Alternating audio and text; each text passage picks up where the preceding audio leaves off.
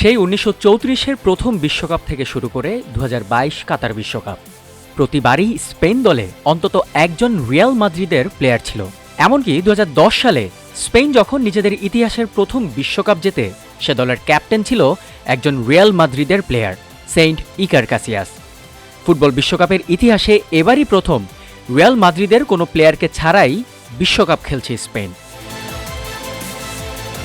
তবে বিশ্বকাপ চলাকালীন স্পেনের মেইন লেফট ব্যাক কুকুরেলাকে চেলসি থেকে রিয়াল মাদ্রিদ কিনে নিয়েছে, সেটা ভিন্ন কথা। স্পেন দলে রিয়াল মাদ্রিদের কোনো প্লেয়ার না থাকলেও অন্যান্য দলে যারা আছেন তারা ঠিকই নিজেদের জাত চিনিয়ে যাচ্ছেন। কেন তারা রিয়াল মাদ্রিদের মতো বিশ্বসেরা ক্লাবে খেলেন তা প্রমাণ করে যাচ্ছেন। চলতি বিশ্বকাপের প্রথম রাউন্ডেই দেখুন না, সেনেগালের বিপক্ষে ৩-১ গোলে জয়ের ম্যাচে ফ্রান্সের হয়ে দুটি অসাধারণ গোল করেন রিয়াল মাদ্রিদের মেইনম্যান কিলিয়ান এমবাপ্পে। প্রথমে ওলিসের থ্রু বল থেকে ডিবক্সের ভেতর টার্ন নিয়ে দুর্দান্ত ফিনিশ করেন এই ফ্রেঞ্চ স্ট্রাইকার। তারপর ডিবক্সের বাইরে থেকে জোরালো শটে নিজের দ্বিতীয় গোলটি করেন এমবাপ্পে।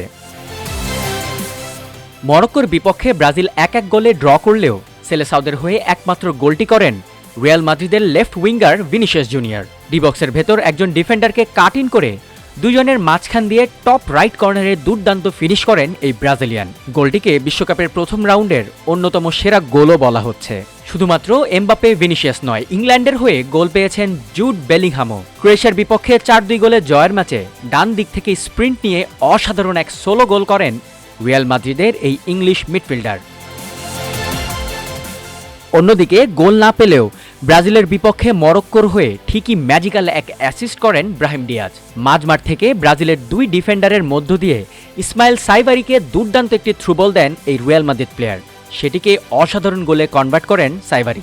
তবে গোল অ্যাসিস্ট কোনোটা না পেলেও ঠিকই ম্যান অব দ্য ম্যাচ হয়ে স্পটলাইট কেড়ে নিয়েছেন রিয়াল মাদ্রিদের ফেদে ভালভার্দে। সৌদির বিপক্ষে ১-১ গোলে ড্র হওয়া ম্যাচে উরুগুয়ের হয়ে ৩টি শট নেওয়ার পাশাপাশি ৮৬% অ্যাকিউরেট পাস দিয়েছেন ভালভার্দে।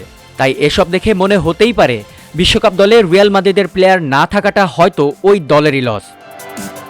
তবে বিশ্বকাপ জিততে দল, গেম প্ল্যান ও ট্যাকটিক্সের প্রয়োজনে যে কোনো সিলেকশনই কোন ক্লাব থেকে কতজন সুযোগ পেল এই স্ট্যাট থেকে বড়।